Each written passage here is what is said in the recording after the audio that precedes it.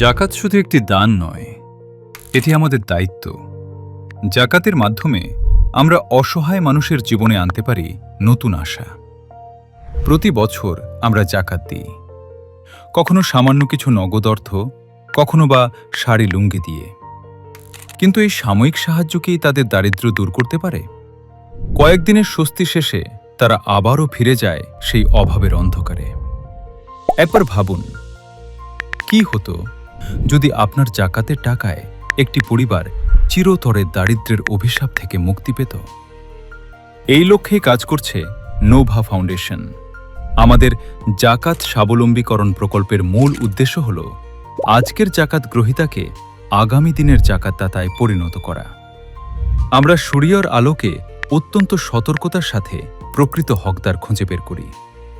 এরপর তাদের প্রয়োজন অনুযায়ী কর্মসংস্থানের ব্যবস্থা করে দিই।